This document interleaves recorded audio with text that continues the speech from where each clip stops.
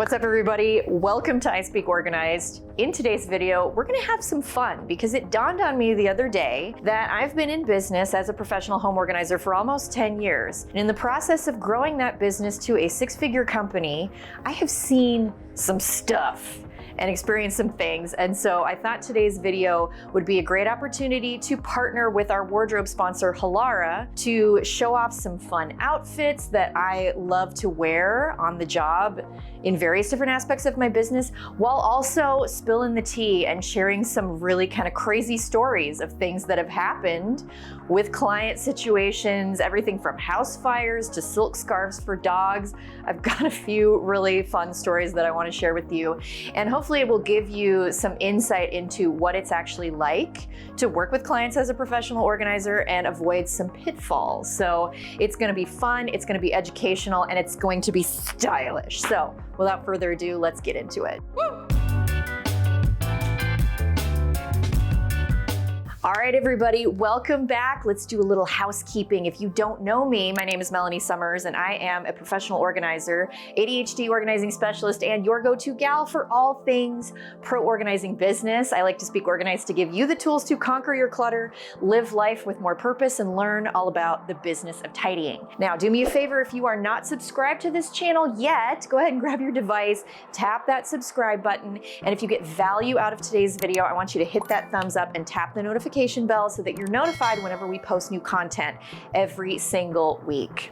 Here at ISpeakOrganized, we are full of tools and resources, online courses, a membership program, all these different valuable things that will help you as an aspiring organizer or organizing enthusiast level up your game and start that 6 or 7 figure business. The best place to start is with our free Facebook group, which is going to be linked down in the description of the video. So I encourage you to go down there and click that link. It's full of thousands of folks that are looking to help answer your questions, give advice. It's a very active group, and you can get all your questions answered in there. I'm hanging out in there every single week as well. So go down to the description of the video, click that link, and join us today. Now, I know that many of you watching today are really, really good at organizing. You're very passionate about it. It's something that you've always done for friends and family. You may have experienced that life-changing moment in your own life, and now you want to share it far and wide with your community.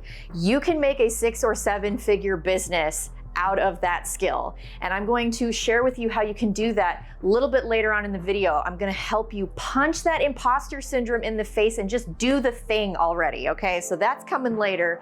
But we're going to have some girl time today because I also want you to see how you can do it stylishly with Halara. They are our official wardrobe sponsor. We've partnered with them for this video. And so in between my juicy stories, I'm going to be showing you some really amazing outfits. And I can say without exaggeration that they are the most comfortable and the most stylish pieces of clothing that are in my closet. And I get compliments every single time I wear a piece from Halara. They crowd test and crowdsource all of their designs because they want to make sure that they're creating pieces that real women actually want and need. So they have taken athleisure wear and workwear to the next level. Like I said, everything is very comfortable. There's nothing itchy. Everything is stretchy. So it's just my absolute favorite go-to.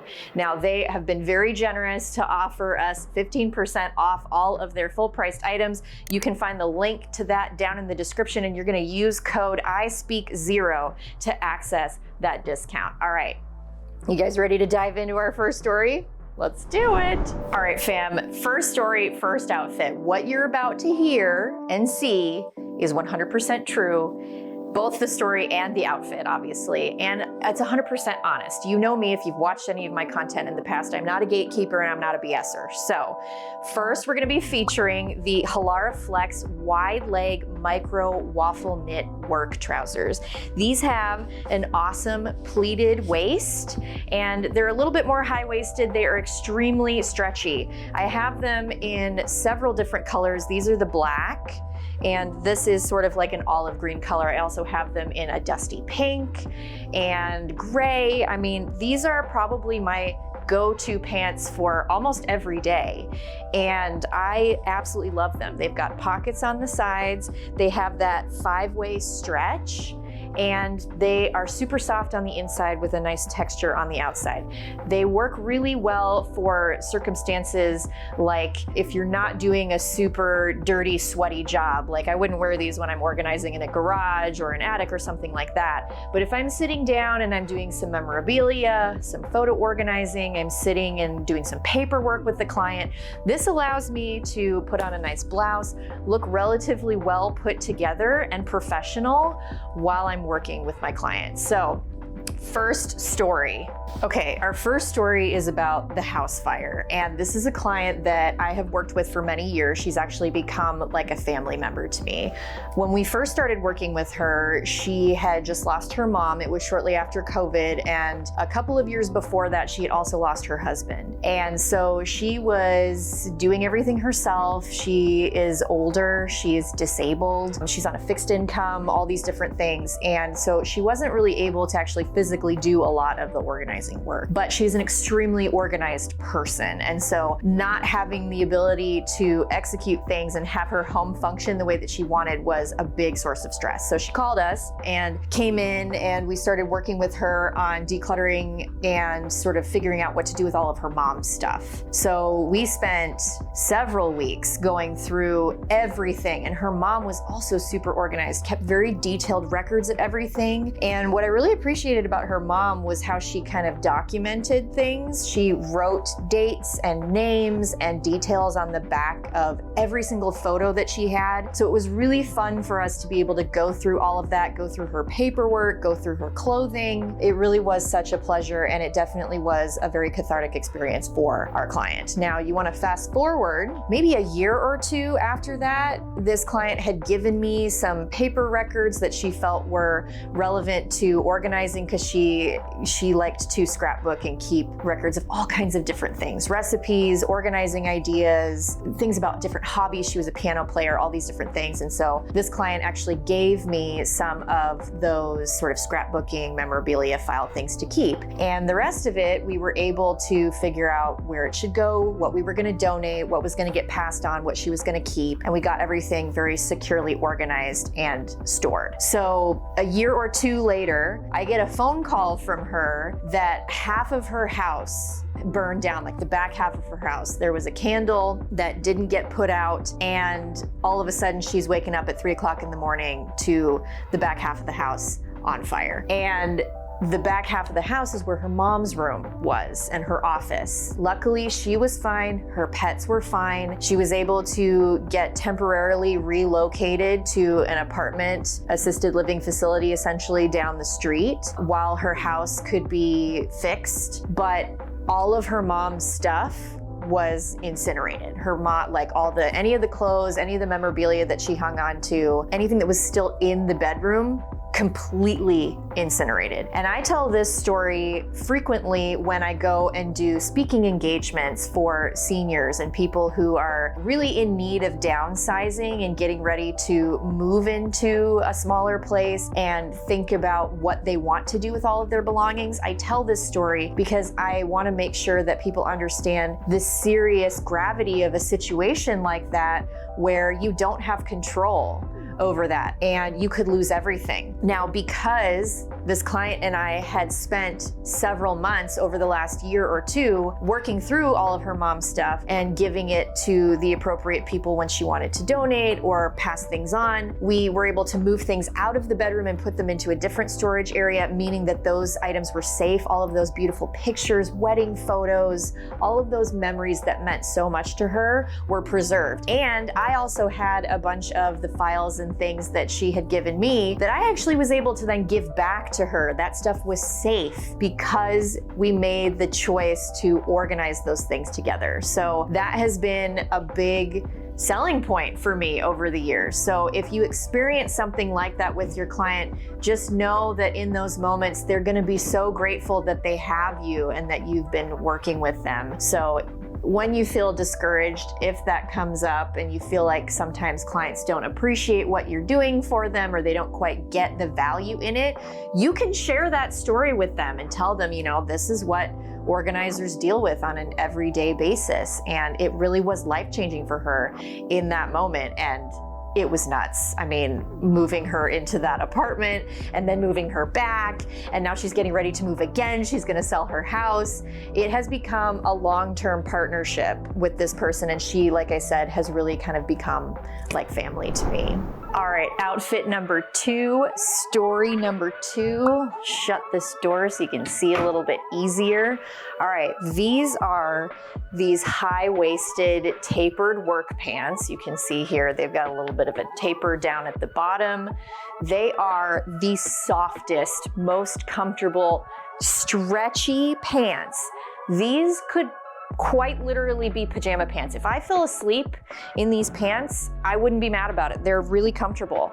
I'm also pairing it with a little sweater crop top, and then I have this short sleeve blazer with the button detail on either side so that I can look really professional when I'm on a Zoom consult. So obviously, with organizing and onboarding clients, we like to see the space before we go into that space. And I'm going to tell you a story as to why that is now our firm policy, and why we do that. But this outfit I can wear and sit in back-to-back Zoom meetings, and then if I need to go out and do an in-person consultation, or if I need to go to a networking meeting or something like that, I am ready to go, but I have been comfy all day long. Super awesome. All right, so this is what you would see if you saw me on a Zoom consultation, minus the microphone, of course, but you know, professional, comfortable to sit in a chair in these pants. Absolutely love them. All right, so here is the reason why we always do Zoom consultations or in-person assessment sessions before we start work.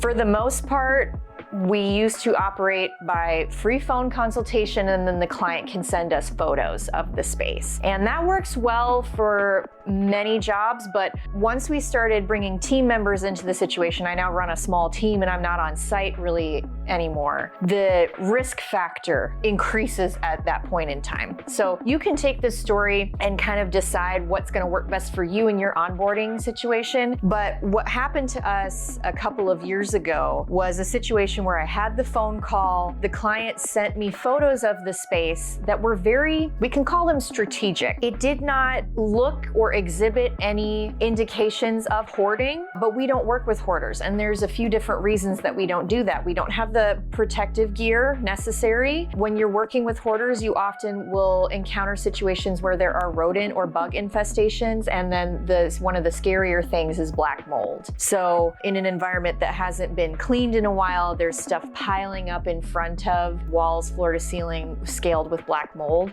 That's a health and safety issue. And so I need to make sure that I'm sending my team into a space that is clean and safe for the most part. So this particular situation, I went about the onboarding process like I normally do. We got the photos. It didn't really give the indication of just how bad it was. Not only the safety issue, but also the scope. The hours that I quoted her were probably like a quarter, maybe less of what was actually necessary to even make a dent in this project, because as soon as they came in, she didn't take pictures of the hallway that were lined floor to ceiling with boxes and packages and trash and all kinds of crazy stuff, and took a picture of the dining room table that was overflowing with things, but not behind the dining room table where there was stacks of things. And so it really was a true hoarding situation. And while we don't judge, and I luckily have somebody that I can refer, it was a situation where the team went in, they started working through the pantry, and then as they're pulling things out, they're noticing and taking photos of black mold. And so we had to stop work immediately. People had to get out of there. Luckily, nothing bad happened, but we ended up having to cut that client short and refer them out. So 2 pieces of advice that I have for you in that situation. I felt so bad because this person was so sweet, and we just didn't do our due diligence in that moment to make sure that everybody was getting the help that they needed and that my team was staying safe.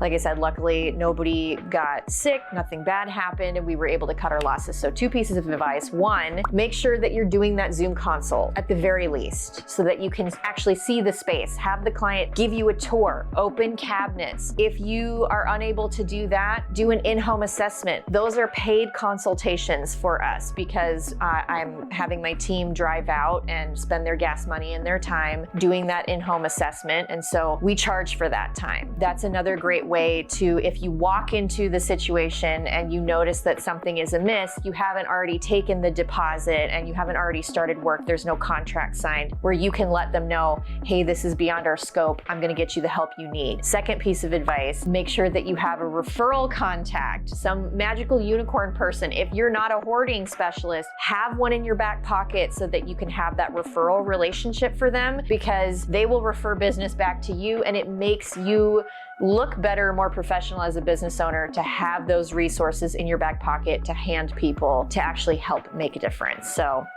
don't put yourself in that situation. Don't put your team in that situation. If you find yourself working with a hoarder and you don't have training for that, you're not working with their therapist, you don't have the right personal protective equipment, please educate yourself on what it takes to work with somebody who has that clinically diagnosed condition. There are some psychological factors that you need training in to understand how to engage with them without doing further damage. It's extremely important. And it's also important to protect your health. If you want to learn a little bit more about it, I have a video interview that I did on my podcast with Dr. Becky Beaton York, and she was the leading clinical psychologist on the TV show Hoarding, Buried Alive on TLC. And she has a lot of experience with it, and she shares her story far and wide about a lung disease that she actually contracted from working on the show because she wasn't wearing the proper PPE. So this is important stuff, so definitely go back and watch that one and do your Zoom consults. Okay.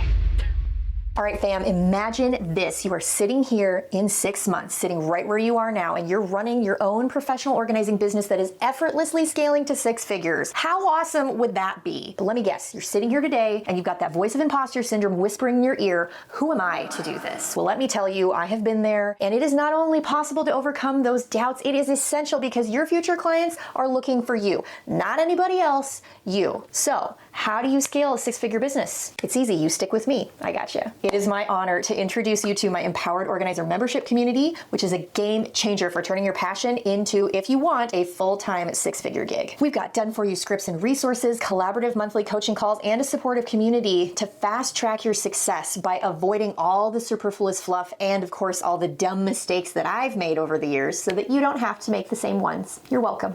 Head to melaniesummerscoaching.com/empowered-organizer to learn more and enroll today. And don't worry, it's kind of like your favorite streaming subscription service. You can cancel anytime and renew when you want. And if that weren't convincing enough, let me give you just a little taste of the treasure trove that you'll find when you head to ISpeakOrganized.com/courses. First, you'll definitely want to check out my overbooked course, packed with golden nuggets to help you get clients and fill your calendar so that you can work full-time as a professional organizer. Or if you need a little personalized guidance, my one-on-one coaching sessions are perfect for getting your most burning questions answered, helping you move forward confidently.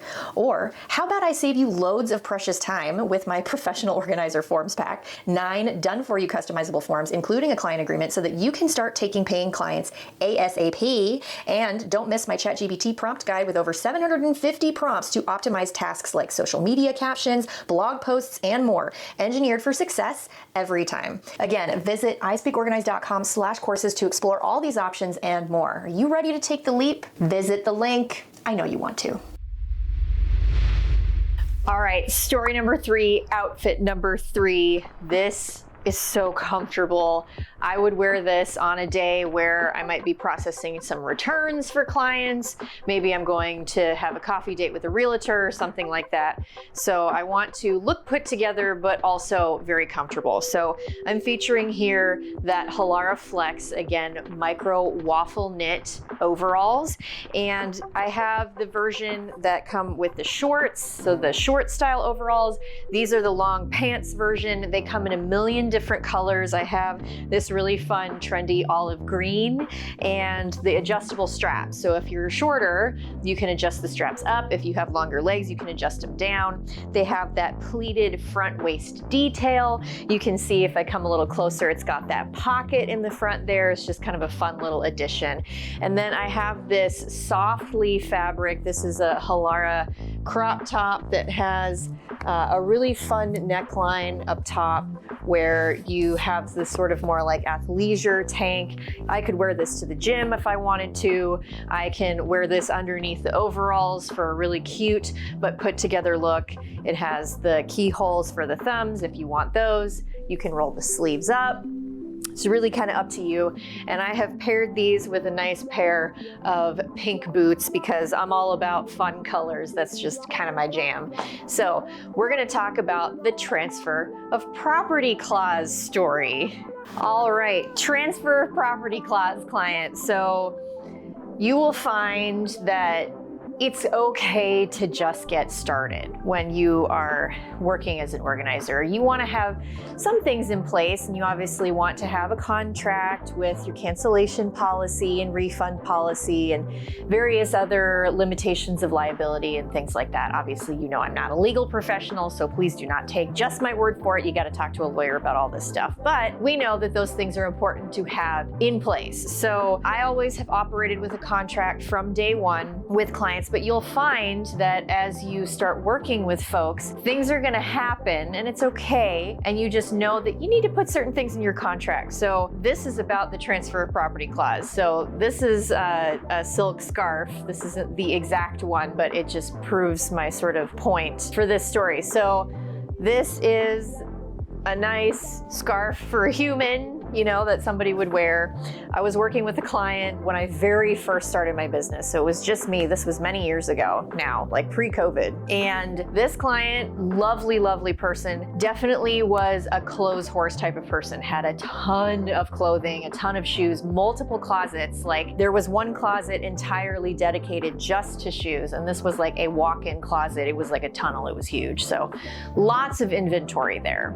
And this particular client also had a really hard time disassociating the attachment to those items. So decluttering was really, really difficult for this particular client. No big deal. However, I didn't have a transfer of property clause in my contract at that time. So we had gone through, we spent one day going through scarves. Hence the reason why I pulled this out of my closet, you know, for a fun little prop. And so we were going through her scarves, and she had a lot of really nice stuff. You know, a lot of it we were setting aside for consignment at a consignment store down the road, which is a whole other ball of wax for another Storytime video. But she did a really good job that day getting rid of stuff. And she had things that were like 100% silk. She had some really nice things that she wanted to donate, so on and so forth. So we put donations in the back of my car. I take off for the day. We've got another session coming up in a couple of days, and I go to drop off donations.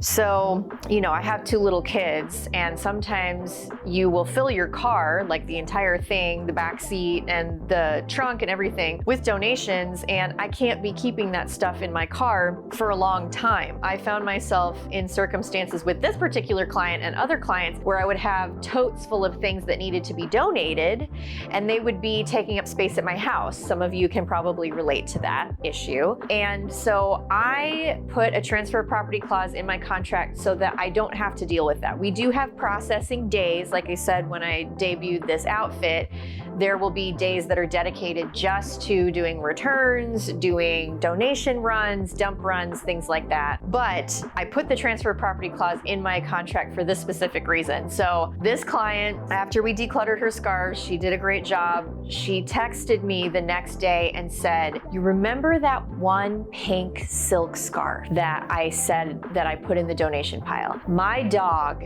has had the hardest time sleeping the last day or so, and I realized it was because she likes to sleep with that scarf in her dog bed. So I'm gonna need to get that one back." Thankfully, I had not dropped off that box of donations with the scarves yet, thank God, because I had it in my possession at that time because she changed her mind. And in other circumstances where clients have done that, I had the transfer of property clause in place, and it was something that has to be initialed and signed, basically saying that once you have determined that an item is going to be donated and once it's been processed by the client, it's your responsibility to make sure that you have made that decision, because once those things have been transferred to the organizing consultant, those things become our property to process as we see fit. Meaning that once you give me your stuff, you're not gonna get it back. It's going to get donated. I don't have the room or the time to be holding on to your stuff for long periods of time just in case you change your mind.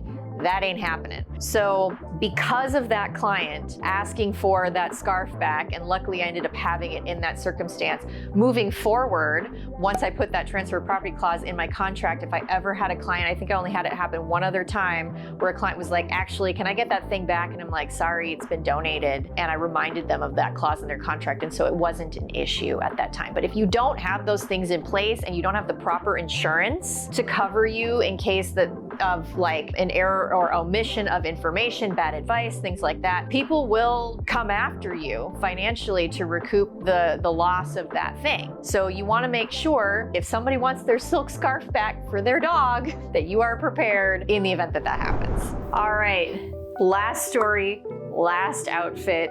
These are where Halara shines, in my opinion, with their athleisure wear. These are the SoCinched leggings, and these are the cinched and sculpting leggings. So you can't really see it, especially in the black version, but they have these panels kind of like underneath the butt. And so it kind of just like lifts and firms everything and keeps everything nice and supported, especially through the midsection. For those of us who have had children, that's a really nice feature to have everything just sort of like, you know, supported and cinched in there from the side. And then it has that kind of like sculpting feature underneath. You can feel the panels in there. There's like a little bit of extra reinforcement in the leggings there. They are super soft, super stretchy.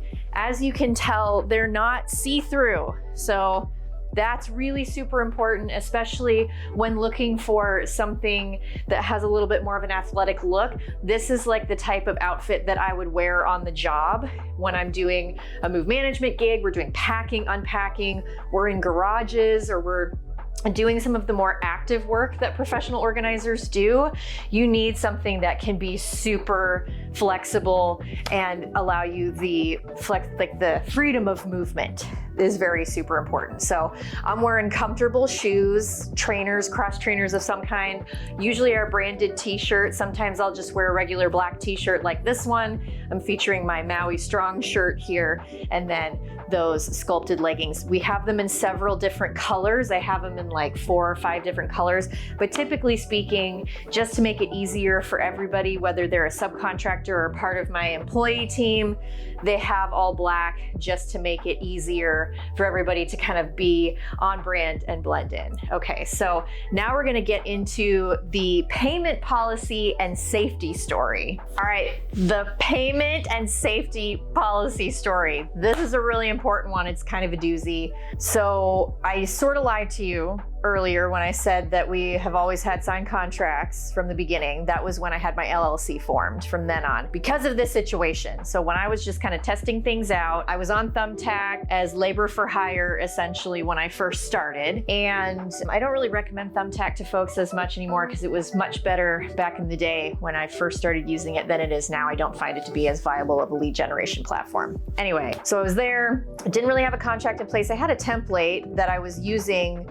with some other folk, but I didn't have a payment processor system set up at this point either. Most people were just paying check or cash, and I was operating as a sole proprietor basically. So red flag number 1, this person contacted me, said that another professional organizer had been working on the project and wasn't able to complete it, so they needed somebody else to come in and work on it. I was very naive, didn't see that that might be a red flag situation.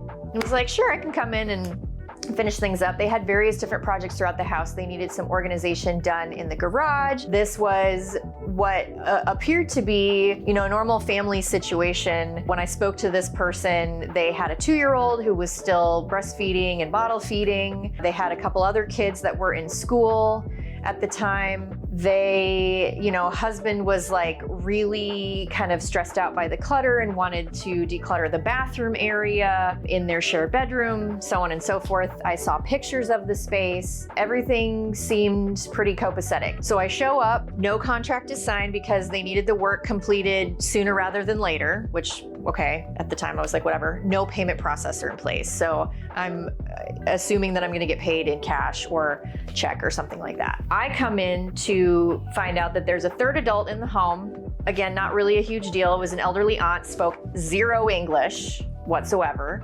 Fine. Was there, I think, maybe in their room, may have left at some point. I don't really know. 3 kids, Youngest one was 2, and then they had a couple older ones that were in school, doing school online, stuff like that. So I entered into a full-blown domestic dispute situation, unbeknownst to me. So I actually talked about this story a little bit. I hinted at it in my What's in My Work Bag video that I filmed like 3 or 4 years ago.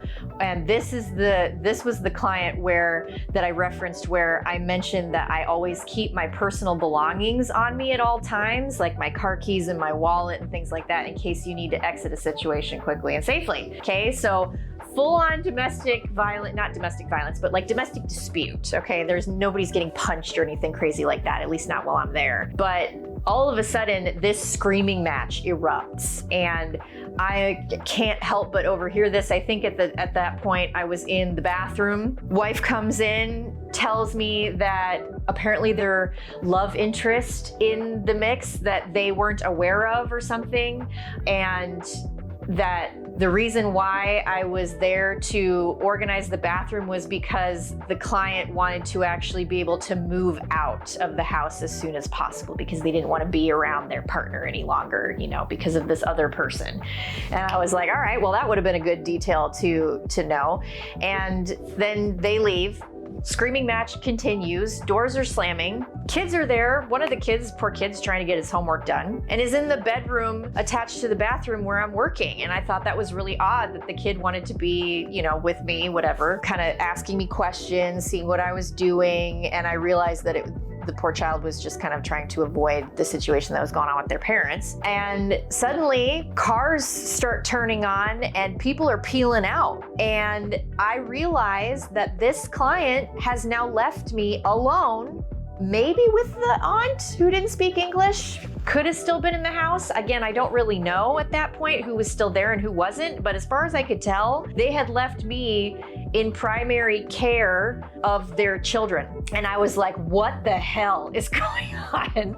And so I went downstairs at that point. Dad was gone, mom was gone, kids were kind of like, running around. They had like a fully fenced yard and this and that. So I'm trying to tell the kids, like, you gotta stay inside, whatever. The 2-year-old, at this point, I moved into, I didn't really know what to do. I was like, do I need to call CPS? Do I need to call the police? What's going on? Again, I was in a very weird position, very naive.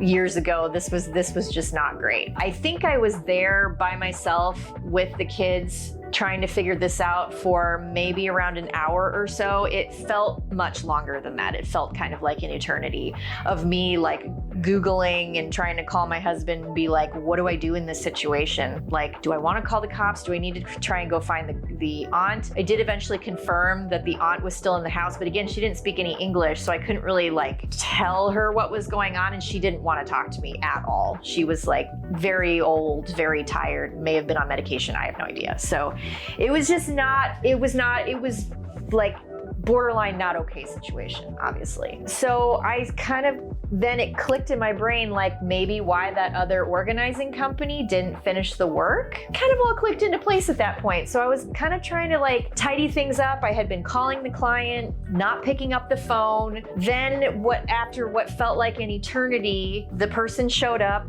I ended up getting the bathroom done. I got it decluttered, whatever. I got the garage put back together in a somewhat usable state. And the client showed up with a bunch of cash, like way overpaid me what I had quoted them, and made it seem like I wasn't charging enough. I think at the time I was charging probably like $65 an hour. So like, for a new solo organizer, that's pretty industry standard rate across the board. It's not like I was charging $20 or $25 or $30 an hour or something like that, but way overpaid me. And I realized later, again, in my naive brain, that person probably paid me extra money so that I wouldn't say anything about the experience that I had had that day. So that is why, not because the person didn't pay me, but it was because there was a lack of legitimacy and there was a lack of process in place. That's the reason why I make sure that we have a signed contract